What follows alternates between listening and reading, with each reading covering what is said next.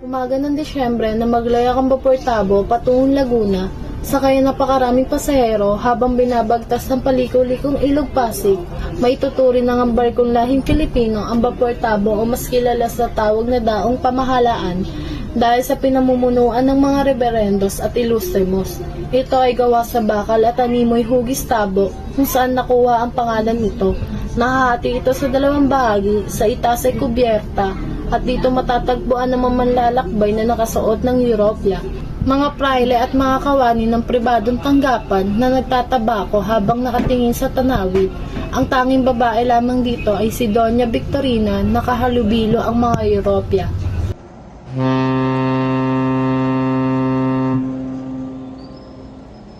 Ano ba yung mga vapor na yan? Mga sagawal, mga maliit na bangkang yan, mga peste dito. Yung mga indio na yan, dito maniligo. Mga peste sa mundo, aga-aga, sisira nila yung araw ko. Sapagkat napakababaw rin si Clara. At bakit napakainahon ng vapor na yan? Hindi ba pwedeng bilisan ng takbo ng makina? Katsadsad tayo sa palayan, Senyora. Abala sa pagkikwentuhan ng mga pasahero sa kubyerta na sinasadya nila upang hindi makahalubilo si Doña Victorina dahil sa kanyang kayabangan. Ay nako, ang Ilog Pasig ay masyadong paliko-liko.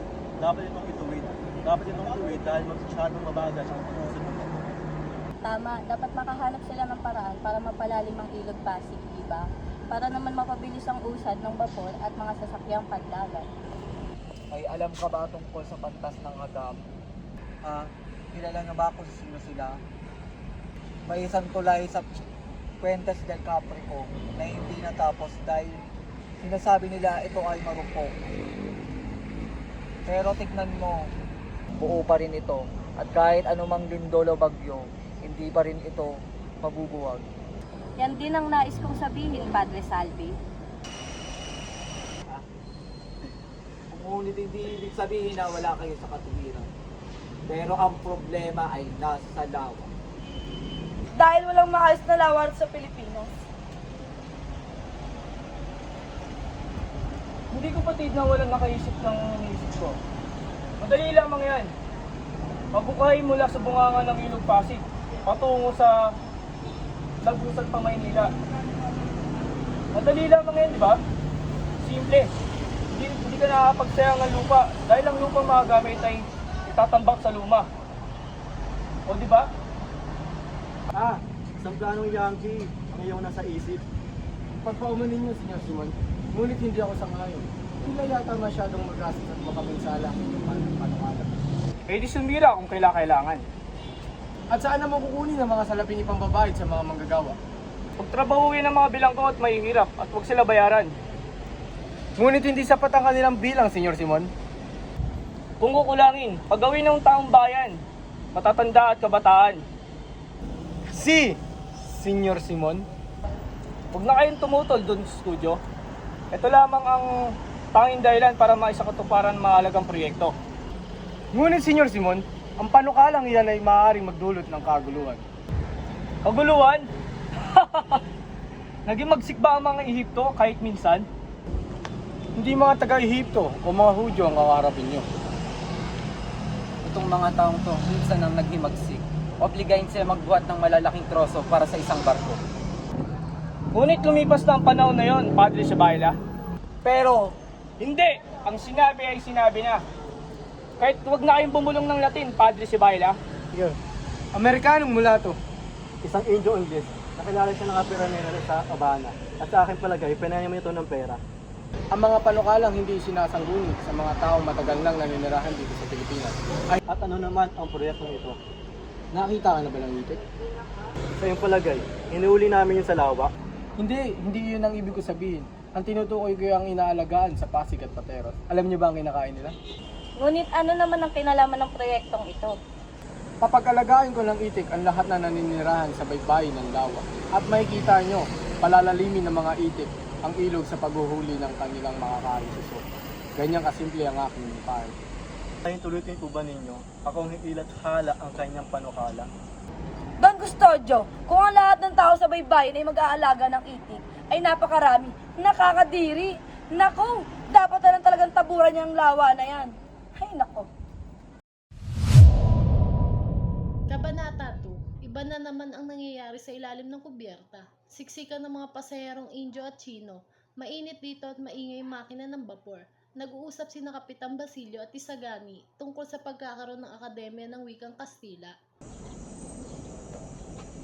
Tinitiyak kong hindi may sasakatuparan ang Akademya ng Wikang Kastila. May isa katuparan po, Kapitan Basilio. Hinihintay na lang namin ang pahintulot. Kasalungatin iyan ni Padre Sibayla. Bayan ng salungatin, kaya naririto sa bapor para mapagkita sa general na nasa Los Baños. Makakuha man kayo ng pahintulot, saan na naman kayo kukuha ng salaping gugugulin? Meron ng ambag ang bawat estudyante. At ang mga magtuturo? Ang mayamang si Makaraig ay nag-alok ng isa sa kanyang mga bahay.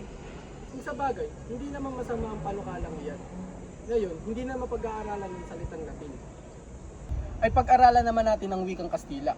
Diyan makikilala na tayo lumalakad ng paoro. Iyon ang mga tao sa una, Basilio. Kapag nagmumungkay ka ng isang bagay, iniisip ka agad ng balakid sa halip na kabutihan. Ibig nilang makuha ang mga lahat na parang bula ng bilyar, makinis at mabilog. Hindi na nga po bumili sapagkat hindi naman kailangan. Wala akong masamang ibig sabihin. Mabuti pa, samahan niyo na lamang akong uminom ng serbesa. Salamat po. Pero hindi po kami umiinom ng serbesa. Ayon kay Padre Camora, ang pag-inom ng maraming tubig ay isang kinakawalan ng sigla ng mga ito. Sabihin nyo kay Padre Camora, mas mabuti sa kanya uminom ng tubig kaysa sa serbesa para makaiwas na rin sa mga chismis ng mga relihiyoso. Bakit mapusok pa ngayon? Ewan ko, para akong natatakot sa taong yan. Ganyan ang narinig ko sa mga taong pumili sa kanya. Kapag nakaharap at kapag nakatalikod, siya'y minumura. Kabanata 3. Bumalik si Simon sa umpukan sa kubyerta. Dumating din si Padre Florentino, kasalukuyan nag-uusap sina Padre Sibilia, Padre Irene, Padre Camora, Ben Saib at ang kapitan ng bapor. Ginong Simon, sayang at hindi mo nakita ang magagandang tanawin. Marami na akong nakitang ilog na magagandang tanawin. Pero ang hanap ko ay isang alamat. Ano sa palagay niyo, Padre San? Hindi ba mabuting sa Beatere na lang siya ipinulong? Kahit sa Santa Cruz, hindi sa tagong lugar. Wala namang kabuluhan niyan, huwag niyong kaligtaan. Ang pinakamaganda sapagkat ito ang pinakatotoo. Ang milagro ni San Nicolas. Ito ang istorya ng mga Inching na tila nakasakay sa bangka at naglalakbay. Na tila may isang malademonyong buhaya ang muntikan lang sumagapa sa kanila. Ngunit nagdasal sila kay San Nicolas. Naging bato ang naturing buwaya. Saan nga ba, Kapitan? May naiwan kayong bakas sa tubig. Tumingin kay Roon. Kabanata 4. Si Cabezang Tales ang nag-iisang anak ni Tandang Selo, ang matandang mangangahoy na kumupkup kay Basilio sa gubat ng bata pa ito.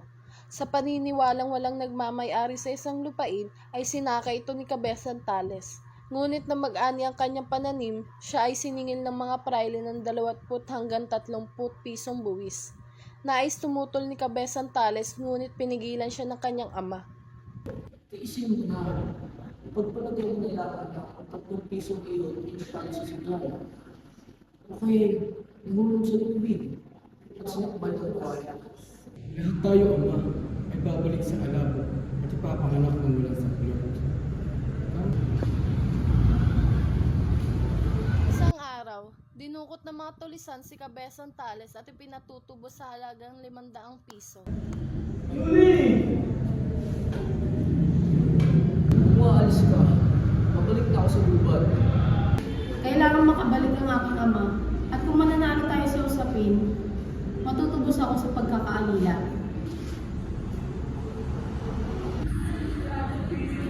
Malaman din niyang pinili ko pa ako ang masaya kaysa masaya ang agnos na binigay niya sa akin.